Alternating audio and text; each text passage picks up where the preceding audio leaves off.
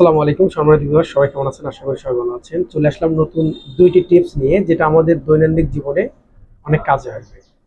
Tips দুইটি হলো, অনেক সময় আমরা খাবার পর বা খাবার সময় বা এমনিতেই বসে থাকা অবস্থায় আমাদের হিচকি আসে, যেটাকে আমরা অনেক জায়গায় বিষম বলে বা হিচকি বলে।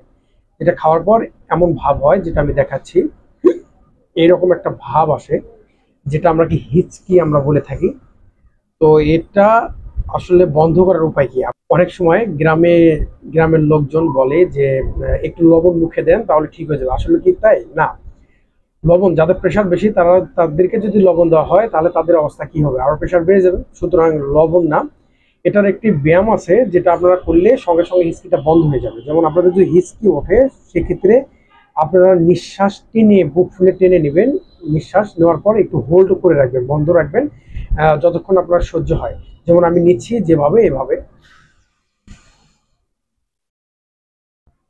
এইভাবে নিঃশ্বাসটা নিয়ে বন্ধ রাখবেন, হোল্ড করে রাখবেন যতক্ষণ আপনার সহ্য হয় ততক্ষণ পর্যন্ত, তারপর ছেড়ে দিবেন। এভাবে দু একবার করলে হিসকিটি বন্ধ হয়ে যাবে। তারপরেও যদি অনেকের বন্ধ না হয়, সেক্ষেত্রে ডমপেরিডন ট্যাবলেট দুইটি একসাথে খেতে পারেন, তাহলে সেই হিসকিটা ভালো হয়ে যাবে। আরেকটি বিষয়, আরেকটি টিপস হলো যে যাদের অনেক বেশি গ্যাস হয় এবং পেট ফুলে থাকে, আমরা অনেকেই মনে করি যে আমাদের যদি একটু ঢেকুর উঠতো, হজমের যে ঢেকুরটা হয় এরকম উঠতো, তাহলে হয়তো ভালো লাগতো বা পেট ফোলাটা কমতো। তো পেট ফোলা কমার জন্য আমাদের একটা ব্যায়াম আছে, যেটা হলো, আমাদের পেট সাধারণত যে ফুলে থাকে, আমরা নিঃশ্বাসটা টেনে নিব, নিয়ে পেটটা নিচের দিকে নিব।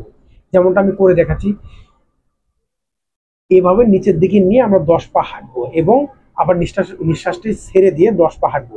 এভাবে কয়েকবার করলে দেখা যাবে যে পেট ফোলাটা কমে আসবে এবং গ্যাসের ভাবটিও কমে যাবে।